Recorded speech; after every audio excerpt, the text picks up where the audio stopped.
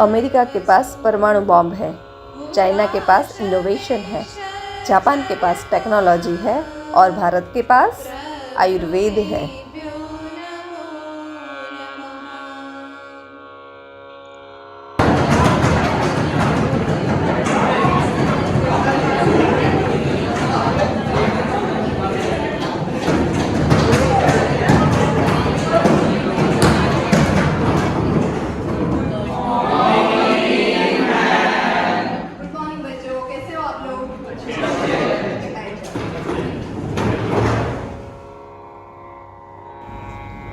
आज हमारी कॉलेज में आयुर्वेदीय निदान एवं चिकित्सा कैंप का आयोजन किया गया है। तो आप में से अगर किसी को स्वास्थ्य संबंधित कोई भी समस्या हो तो अच्छे से याद करके मुझे बताओ और फिर हम कैंप में वेद को बताने जाएंगे। तो कोई समस्या हो तो बताइए।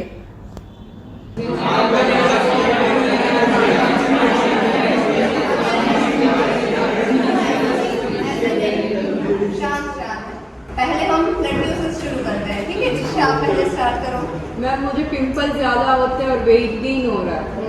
मैम मेरे मेंसेस इरेगुलर रहते हैं। मैम मुझे काफ़ी टाइम से हेयर फॉल का प्रॉब्लम है। मैम मेरे को रात में नींद नहीं है। मैम मुझे बहुत नींद आती है। मैम मुझे पिंपल लगती है। मैं तो बिल्कुल ठीक हूँ। अरे वाह। मैम जब हमारी एज में थे तो आपको ऐसी कोई प्रॉब्लम फेस करनी पड़ी थी और आपने उस समय कोई मेडिसिन ली हो ऐसा कुछ? अच्छा, तो आप लोगों को कहानी सुननी अच्छी लगती है ना? तो आज मैं आपको एक कहानी सुनाती हूँ। ये कहानी है खुशी नाम की एक लड़की की किशोरावस्था से लेके मातृत्व तक आयुर्वेद से उसके स्वास्थ्य और संरक्षण की कहानी। आइए देखते हैं।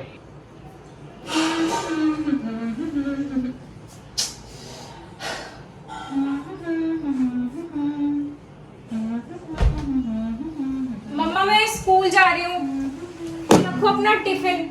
तुम्हारा रोज रोज ऑयली और घर का खाना खा खा के देखो क्या हालत हो गई है मेरी। मतलब अब तुम्हें दिख भी नहीं रहा मेरा इतना वजन बढ़ रहा है। पूरी क्लास वाले और तो और मेरी टीचर भी ये कहती है कि खुशी सबका खाना तू ही खा जाती है क्या। मेरी फ्रेंड्स भी मुझे नक्चड़ी बुलाती है। पर तुम खाओगी क्या? दोस्तों के साथ बर्गर खाऊंगी और क्या। और आज तो तुम्हारी पीरियड्स की डेट भी है ना? है नहीं थी।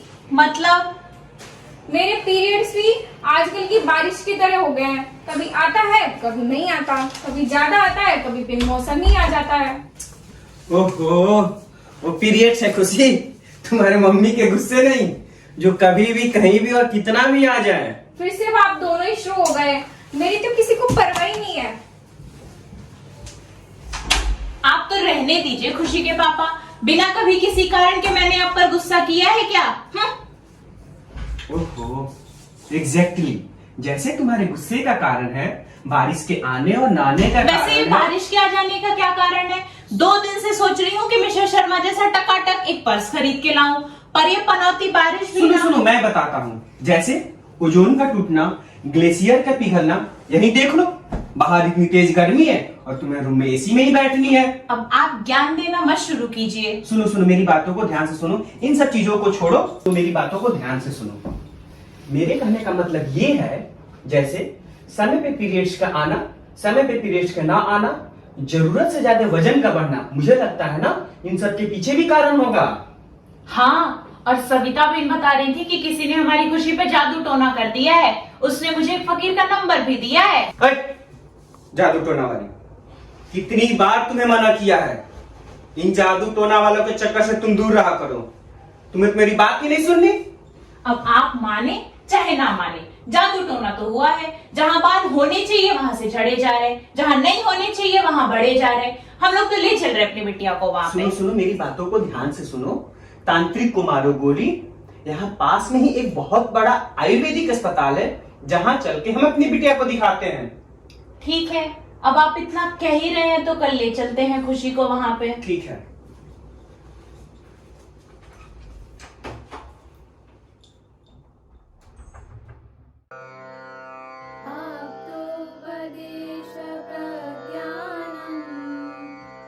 प्रतिपत्तिश्च कारणं विकार अगले दिन खुशी और उसके माता पिता जामनगर के प्रसिद्ध आयुर्वेदिक अस्पताल के प्रसूति तंत्र एवं स्त्री रोग विभाग में।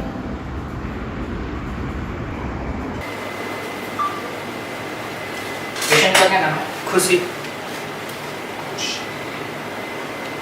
उम्र? 17 साल। क्या प्रॉब्लम है? लेडीज प्रॉब्लम है। ओके, 200 रुपीज़ जमा करवाओ और डॉक्टर से एक बार चेक करवाओ।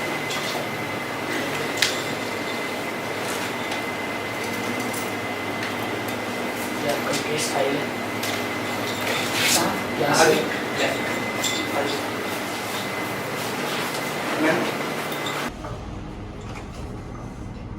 क्या दिक्कत है आपको? मैडम मेरा वजन बहुत बढ़ रहा है, चेहरे पे बहुत पिंपल्स हो रहे हैं, बाल भी बहुत झड़ रहे हैं। अच्छा, आप इस मशीन पर खड़े हुए और ऊपर देखिए। अरे आपका वजन तो 60 आ रहा है, पहले कितना था? पहले तो बस 45 ही था। अच्छा, आप सब यही रुकिए, मैं डॉक्टर को दिखा के आती हूँ।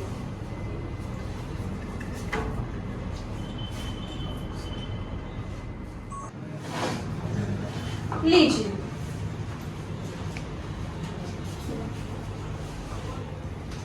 खुशी, अंदर आओ। नमस्ते मैम।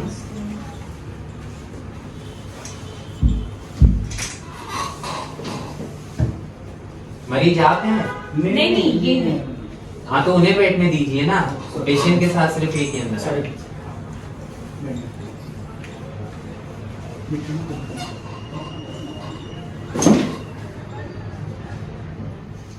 बताओ खुशी बेटा, कैसी हो? ठीक ही हूँ, मुझे क्या हुआ होगा? क्या समस्या है आपको? मैडम मेरा वजन बहुत बढ़ रहा है, चेहरे पे बहुत पिंपल्स हो रहे हैं, बाल भी बहुत झड़ रहे हैं। और 2-3 दिन से बहुत चिड़चिड़ी भी रहने लगी है। ये लक्षण इनको कब से है? पिछले कुछ 6 महीने से। अच्छा बेटा, क्या खाती हो आप? घर का खाना तो खाती ही नहीं है, दिन भर बस दोस्तों के साथ पिज्जा बर्गर खाना होता है। अच्छा, सुबह उठती कितने बजे हो और रात को कितने बजे सोती हो? रात भर बस फोन चलाना होता है, 1-2 बजे तक सोती है और 9-10 बजे तक उठती है। अच्छा, आखिरी मासिक कब आया था आपका? 2 महीने पहले। देखो, ये जो खुशी जो लक्षण बता रही है, इससे हमें लगता है कि इनको पीसीओडी नामक एक बीमारी हो सकती है। कौन सी ABCD मैडम? और ये हुई कैसे हमारी खुशी को? ये ठीक तो हो जाएगी? अरे घबराइए नहीं, एबीसीडी नहीं, पीसीओडी, पॉलीसिस्टिक ओवरियन डिसीज। और ये कोई गंभीर समस्या नहीं है, ये आसानी से ठीक हो सकती है। आयुर्वेद में दी गई दिनचर्या, ऋतुचर्या और रजस्वला परिचर्या का पालन करोगे तो इसको रोका जा सकता है। देखिए, मैं इसके बारे में आपको विस्तार से बताती हूँ।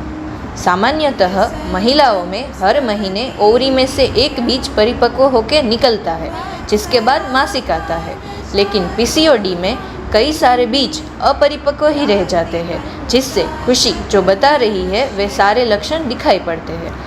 ये बीमारी होने का कारण दोषपूर्ण आहार और जीवन शैली है, जैसे कि junk food, fast food, packet food, outside food, street food, bakery की चीज़ें, ओवर ईटिंग, अनियमित समय पर खाना, व्यायाम ना करना, समय पर ना सोना ना उठना, छोटी छोटी बातों पे चिंता करना आदि।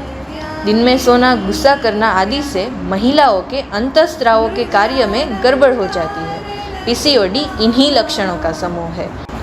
आयुर्वेद में दिनचर्या बताई गई है, जो कि ब्रह्म मुहूर्त में उठना, व्यायाम करना, समय पर 6 रसों से युक्त पौष्टिक घर का बनाया हुआ भोजन लेना, भूख लगने पर ही खाना, दिन में ना सोना, रात को जल्दी सोना आदि, और ऋतु अनुसार फलों का सेवन करना, हरी सब्जियां खाना, चिंता, क्रोध आदि मानसिक भावों का सेवन ना करना। इसके अलावा रजस्वला परिचर्या में बताया है कि मासिक फ्लो के दौरान हो सके उतना आराम करना, शाली चावल दूध के साथ खाना, फर्मेंटेड आइटम्स, खट्टी चीज़ें ना खाना, पाचन शक्ति मंद होने की वजह से कम मात्रा में खाना, मन को शांत रखने के लिए प्राणायाम करना, स्नान, अभ्यंग आदि ना करना। आज के ज़माने में अगर समझा जाए तो कॉस्मेटिक्स का उपयोग ना करना आदि। दवाई तो मैं साथ में लिख ही रही हूँ, लेकिन ये सब पथ्यापथ्य की समझ से और उसके अनुसरण से आप जल्दी ही ठीक हो जाओगी। Thank you ma'am. Thank you so much ma'am. आज से मैं आयुर्वेदिक औषधियाँ, आहार विहार, दिनचर्या और आयुर्वेद में दी हुई रजस्वला परिचर्या का ही पालन करूँगी। तो बेटा आप जल्दी ठीक हो जाओगी। धन्यवाद मैडम। खुशी आयुर्वेदिक परिचर्या का पालन करती है और कुछ ही महीनों में ठीक हो जाती है। 10 साल बाद खुशी अपने ससुराल में। खुशी, अरे ओ खुशी,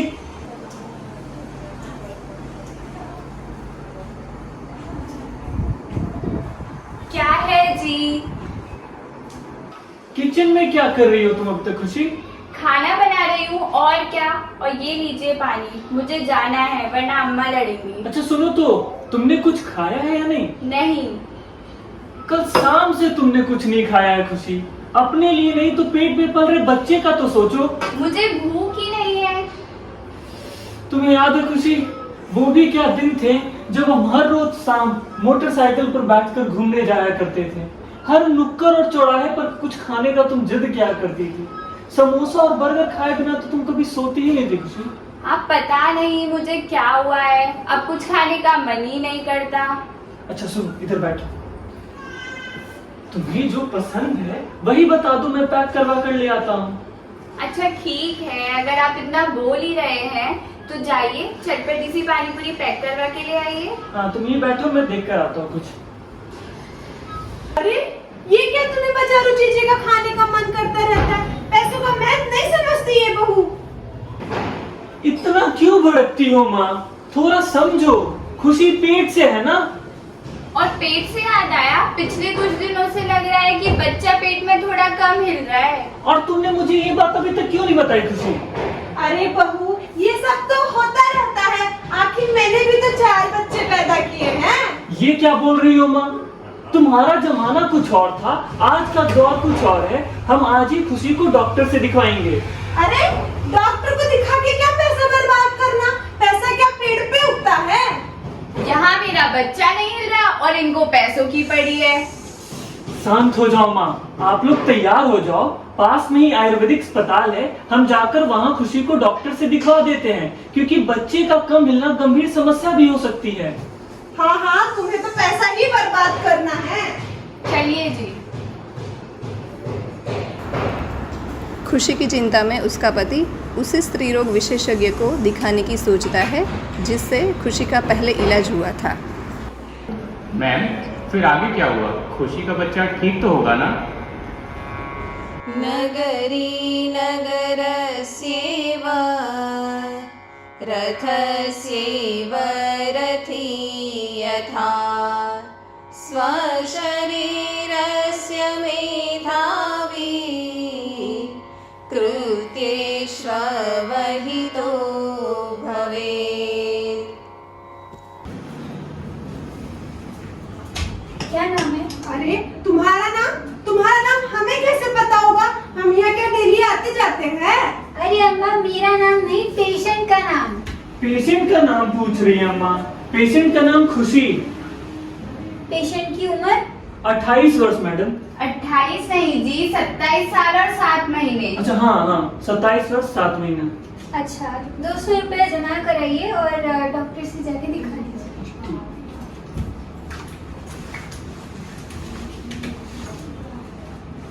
डॉक्टर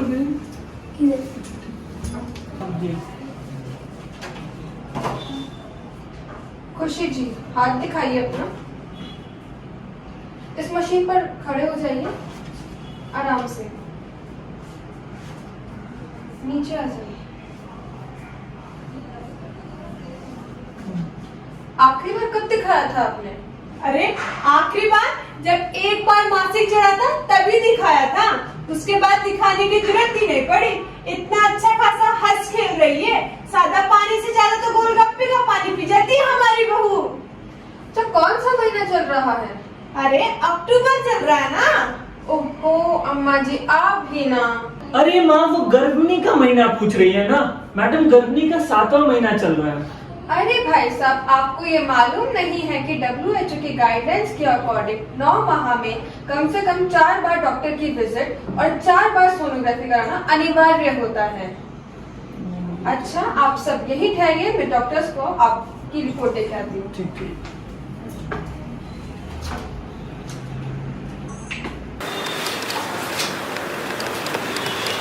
खुशी जी अंदर आइए। आइए अम्मा जी, बैठ।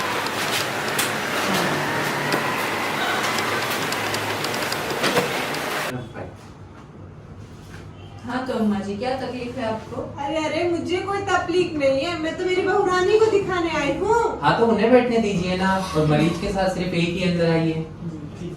नहीं, आप ही रुकिए।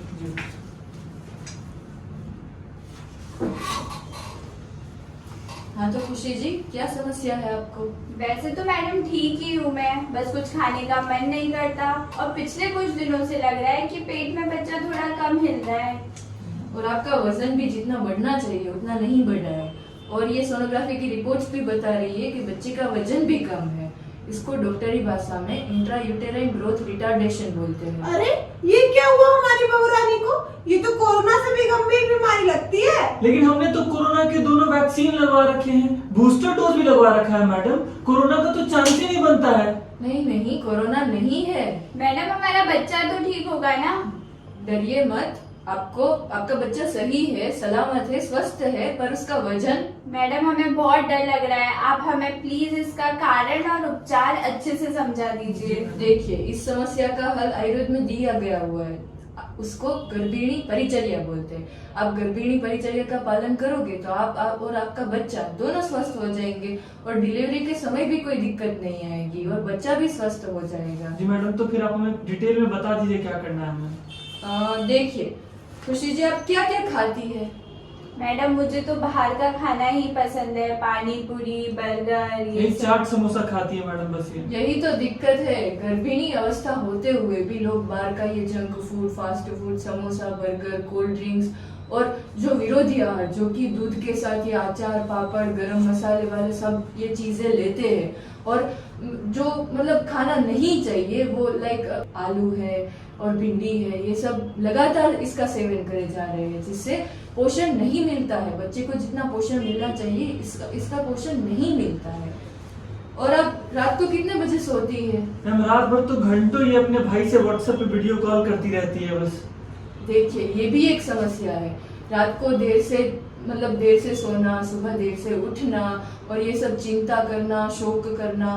देखिए, दवाइयाँ मैं लिख के दे रही हूँ, पर ऐसा मैं कुछ बात आपको समझाऊंगी जो कि घर का आप लघु सुपाच्य खुराक है वो खाइए। दूध, घी, आंवला, हरी सब्जियाँ, मौसम के जो कुछ फल है, अंडे, साग भाजी, ऐसा सब खाएगी तो बच्चा और माँ दोनों को पोषण मिलेगा, और बच्चे का विकास भी अच्छी तरीके से हो जाएगा। ठीक है, और इसके साथ थोड़ा प्राणायाम करिए और प्रार्थना करिए, इससे भी बच्चा तुरंत स्वस्थ हो जाएगा और बहुत इसका विकास अच्छा होगा।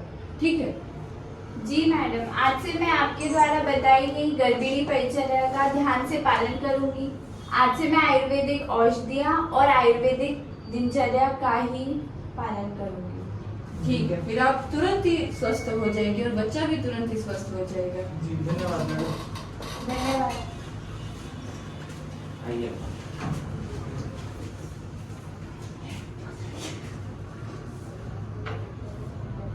अजी सुनते हो? हाँ खुशी, क्या हो गया? लगता है मुझे दर्द हो रहा है। शायद बच्चा होने का समय हो गया है खुशी। चलो हम अस्पताल चलते हैं अभी। आ जाओ आराम से।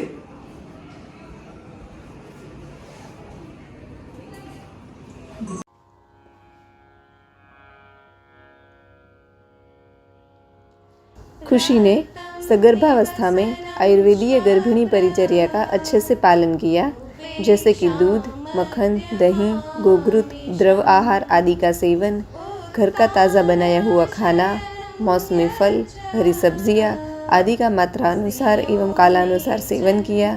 आयुर्वेद संस्थान के गर्भ संस्कार केंद्र में गर्भ संवाद, प्राणायाम, ध्यान, योग आदि का अनुसरण किया।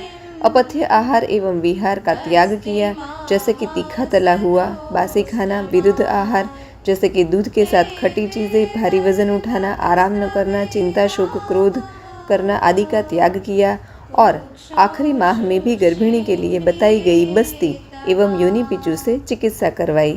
आगे की कहानी अब देखिए। क्षितिर्जलं वियतेजो वायुर्विष्णुः प्रजापतिः सगर्भं त्वं सदा पान्तु वैशल्यं च दिशन्तु ते। खुशी और बच्ची ठीक तो होंगे ना माँ? बेटा घबराने जैसी कोई बात ही नहीं है। गर्भणी ने डॉक्टर द्वारा बताए गए सभी नियमों का अच्छे से पालन किया है। जच्चा और बच्चा दोनों ही स्वस्थ होंगे।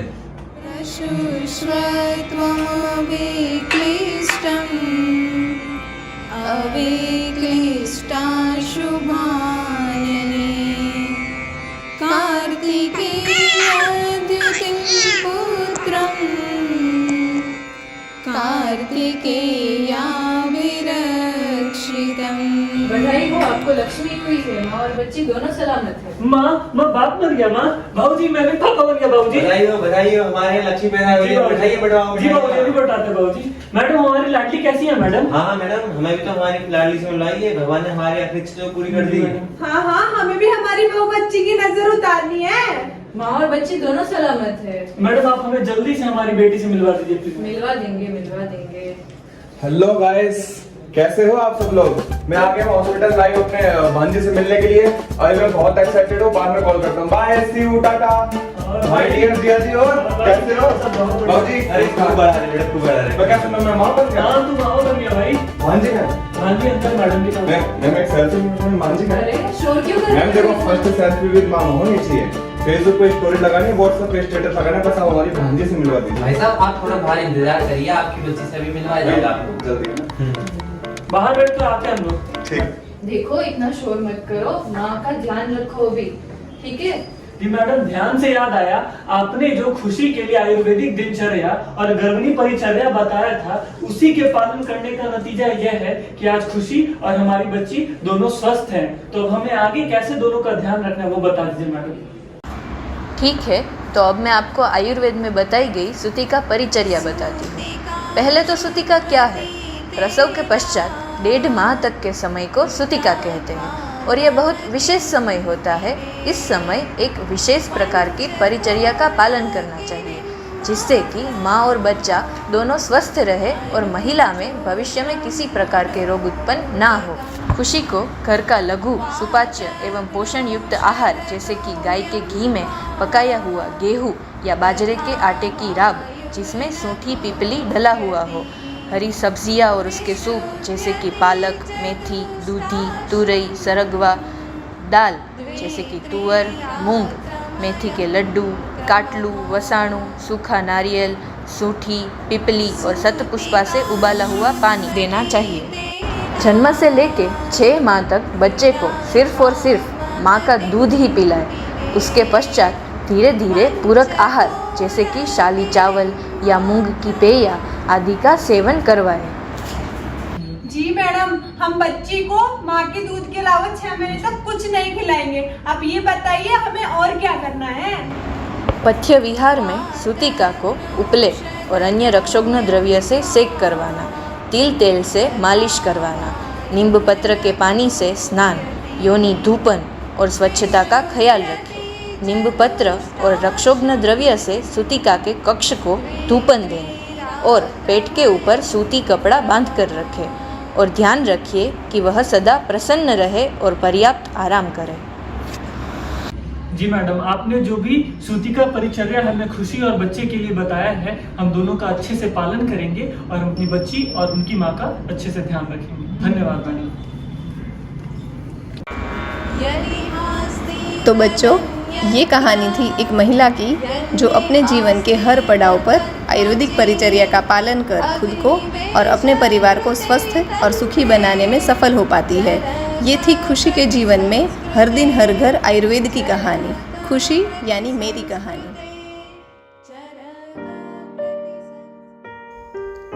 यह सफ़र है औरत का, हर दिन सपने बुनती, बचपन, यौवन और बुढ़ापे तक चुनती। एक टुकड़ा मिट्टी का यह सफ़र है औरत का। कभी इमली, कभी नीम, तो कभी तुलसी का, हर लिबास में पत्ता खुशबू का। मसलती, बिखरती, संवरती, औरत यह सफ़र करती।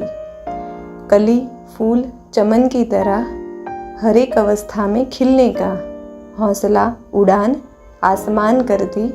औरत हर कदम भरती, हर दिन सपने बुनने का, यह सफ़र है औरत का।